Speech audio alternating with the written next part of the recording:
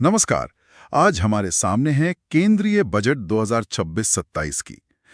खासकर उन लोगों के लिए जो प्रतियोगी परीक्षाओं की तैयारी कर रहे हैं, हम कुछ ट्रिक्स भी शेयर करेंगे ताकि ये सारे आंकड़े आसानी से याद हो जाए। तो चलिए फिर शुरू करते हैं। इस दस्तावेज को जरा खोलकर देखते हैं कि इसमें है क्या। सबसे पहले देश की आर्थिक सेहत का रिपोर्ट कार्ड। जी। बड़े बड़े नंबर सामने आ रहे हैं। $4 ट्रिलियन की अर्थव्यवस्था, $700 बिलियन का विदेशी मुद्रा भंडार। सुनने में तो ये बहुत प्रभावशाली लगते हैं, लेकिन आम भाषा में इसका मतलब क्या है? चलिए इसे आसान बनाते हैं। देखिए, $4 ट्रिलियन की अर्थव्यवस्था का मतलब है कि भारत अब दुनिया की चौथी सबसे बड़ी आर्थिक ताकत बन गया है। चौथी सबसे बड़ी? जी, ये सिर्फ एक आंकड़ा नहीं है, ये वैश्विक मंच पर भारत के बढ़ते कद का सबूत है।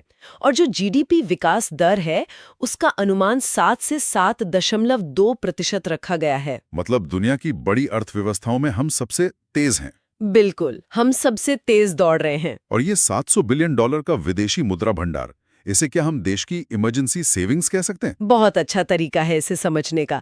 ये बिल्कुल देश का एक सुरक्षा कवच है। अच्छा। अगर कल को कोई वैश्विक आर्थिक संकट आ जाए या मान लीजिए तेल के दाम अचानक बढ़ जाएं, तो हमारे पास अपनी जरूरतों को पूरा करने और बाजार को स्थिर रखने के लिए एक बहुत बड़ा फंड है। ये हमें बाहरी झटकों से बचाता है। और इसी रिपोर्ट कार्ड में एक और आंकड़ा आया है, राजकोषीय घाटा, जिसे फिस्कल डेफिसिट कहते हैं। लक्ष्य है जीडीपी का 4.3%। ये क्या दिखाता है? ये सरकार के वित्तीय अनुशासन को दिखाता है। अनुशासन? हाँ, मतलब इसे ऐसे समझिए कि ये सरकार की आमदनी और खर्च के बीच का अंतर है। तो 4.3% का लक्ष्य ये संकेत देता है कि सरकार बड़े बड़े प्रोजेक्ट्स पर खर्च तो कर रही है, लेकिन साथ ही अपनी चादर देखकर पैर फैला रही है। तो ये तीनों आंकड़े, तेज विकास दर, बड़ा सुरक्षा कवच और वित्तीय अनुशासन, ये सब मिलकर एक बहुत मजबूत तस्वीर बनाते हैं। ठीक है, तो देश की बड़ी आर्थिक तस्वीर तो काफी अच्छी दिख रही है। ये हुई मैक्रो इकोनॉमी की बात। अब उस सवाल पर आते हैं जो बजट के दिन हर कोई पूछता है, मेरी जेब का क्या? हाँ बिल्कुल, टैक्स में कोई बदलाव हुआ? तो इस बार बजट ने, कह सकते हैं, स्थिरता का रास्ता चुना है। इनकम टैक्स स्लैब में कोई भी बदलाव नहीं किया गया है। कोई बदलाव नहीं? जी नहीं, जो दरें पहले थीं वही लागू रहेंगी। तो एक तरह से कोई नई राहत नहीं है, लेकिन कोई नया बोझ भी नहीं डाला गया है। यानी कि यथास्थिति। लेकिन दस्तावेज में यह भी लिखा है कि करदाताओं के लिए 10 नए प्रावधान लाए गए हैं। हाँ, लेकिन वो ज्यादातर प्रक्रिया को आसान बनाने या नियमों को और स्पष्ट करने से जुड़े हैं। आम करदाता के लिए सबसे बड़ी खबर यही है कि टैक्स की दरों में कोई बदलाव नहीं है। पर यहाँ एक और दिलचस्प बात है जो संघीय ढांचे से जुड़ी है। राज्यों को टैक्स का 41% हिस्सा देना जारी रखा गया है। 41%? ये सुनने में तो एक तकनीकी बात लगती है। इसका असल मतलब क्या हुआ? देखिए, इसका मतलब ना काफी गहरा है। इसे एक टर्म दिया जाता है, सहकारी संघवाद। अच्छा। आसान भाषा में ये ऐसा है जैसे केंद्र सरकार घर की मुख्य कमाई करने वाली सदस्य हो और वो ये पक्का कर रही है कि परिवार के बाकी सदस्यों यानी राज्यों को अपना घर चलाने और विकास करने के लिए कमाई का एक तय और भरोसेमंद हिस्सा मिलता रहे। तो ये 41% बनाए रखना एक तरह से भरोसे को मजबूत करता है। बिल्कुल, केंद्र और राज्यों के बीच। तो एक तरफ आम आदमी के टैक्स में स्थिरता और दूसरी तरफ राज्यों के साथ साझेदारी।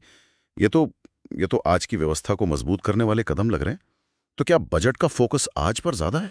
और यहीं से कहानी दिलचस्प होती है। टैक्स और वित्तीय प्रबंधन आज को स्थिर करते हैं, लेकिन इस बजट का असली जोर कल पर है। कल पर? कैसे? वो दिखता है इंफ्रास्ट्रक्चर और टेक्नोलॉजी की घोषणाओं में। दस्तावेज में एक शब्द बार बार आता है, ग्रोथ कनेक्टर्स। Growth connectors? हाँ, मैंने भी देखा।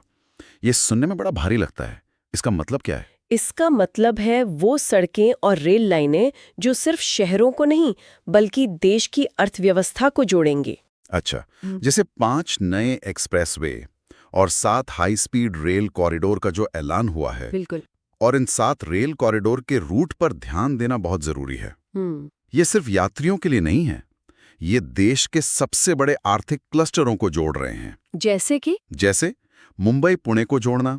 इसका मतलब है देश के फाइनेंशियल कॉरिडोर को सुपर फास्ट बनाना। या फिर हैदराबाद बेंगलोर चेन्नई को जोड़ना। ये दक्षिण भारत के टेक ट्रायंगल को एक कर देगा। तो ये सिर्फ तेज सफर नहीं है? नहीं, बिल्कुल नहीं।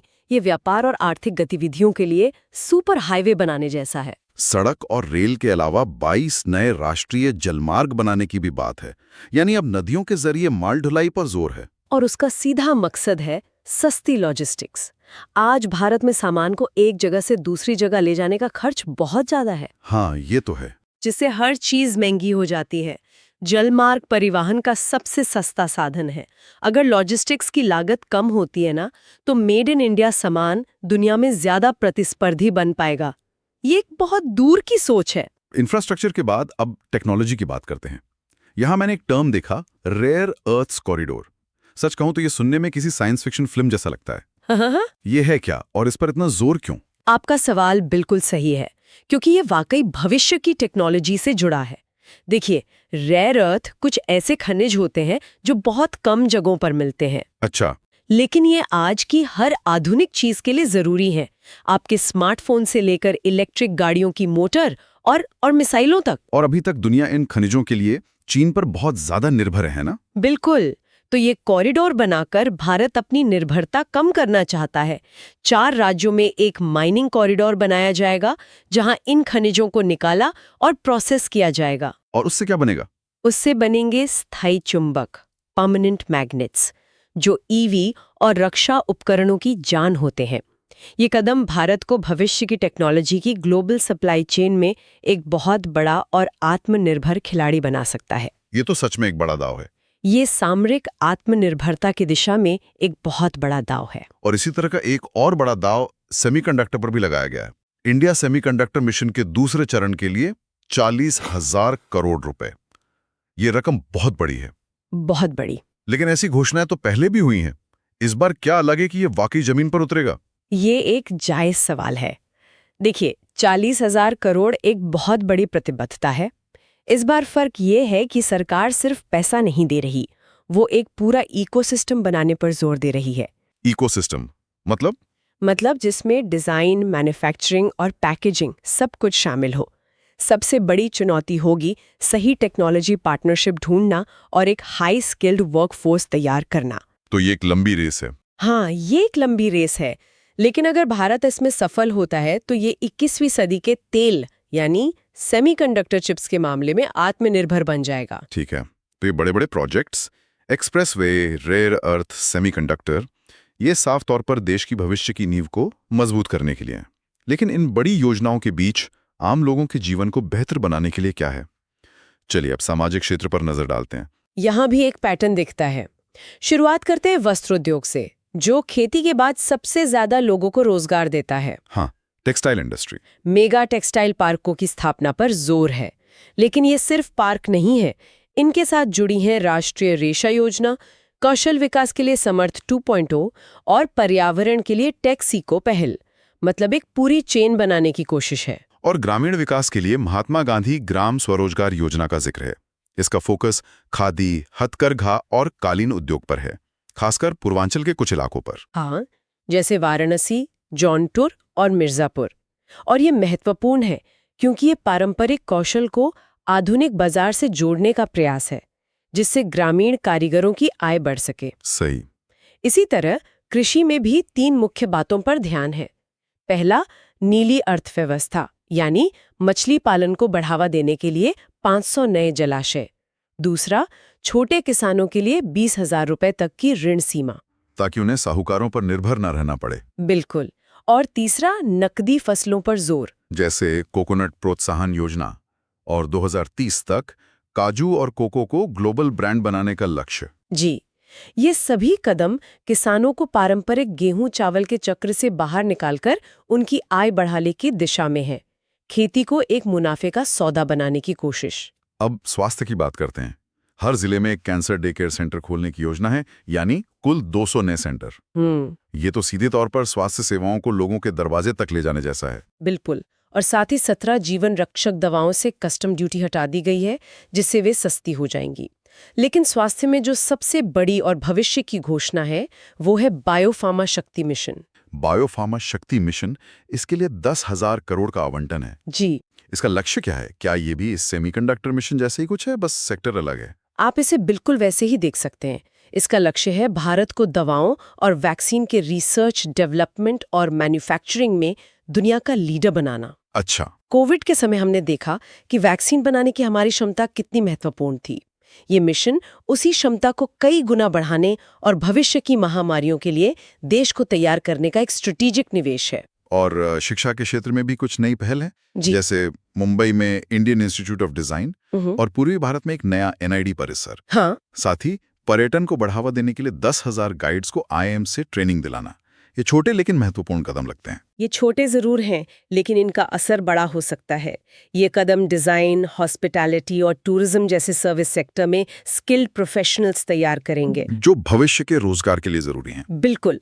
और साथ ही हर जिले में गर्ल्स हॉस्टल बनाने की घोषणा महिला शिक्षा के लिए एक बहुत बड़ा बूस्ट है। तो सामाजिक क्षेत्र की घोषणाओं में भी आज की जरूरत और कल की तैयारी का एक मिला-जुला रूप दिखता है।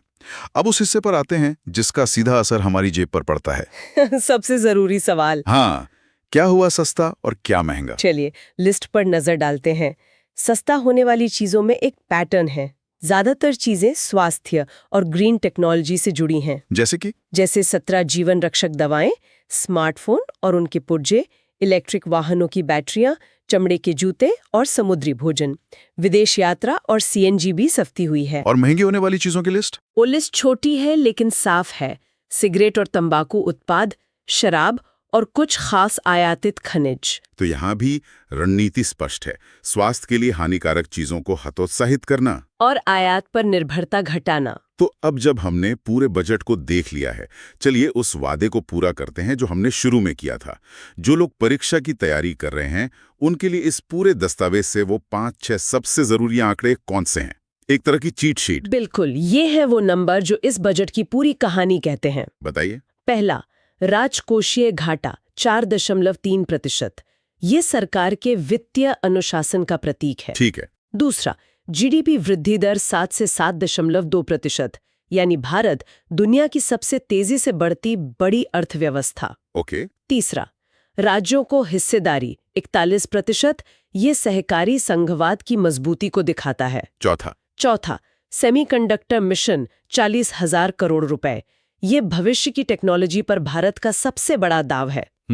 और पांचवा, बायोफार्मा शक्ति मिशन 10,000 करोड़ रुपए, ये स्वास्थ्य के क्षेत्र में आत्मनिर्भरता का ब्लूप्रिंट है। तो ये 5 आंकड़े? हाँ, इन 5 आंकड़ों को उनके मतलब के साथ याद रखना एक तरह से पूरे बजट के सार को समझने जैसा है। तो कुल मिलाकर अगर हम अपने शुरुआती सवाल पर वापस जाएं, तो ये बजट दोनों मोर्चों पर काम करने की कोशिश कर रहा है। बिल्कुल।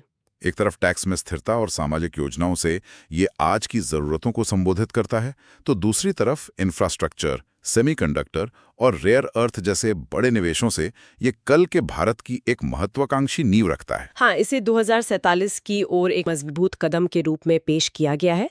और